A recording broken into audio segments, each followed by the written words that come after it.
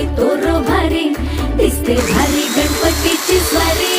आला धादिस मामाच्या घरी मालवण चिपळूण सावंतवाडी माझ्या कोकण गावांचो दिमाग भारी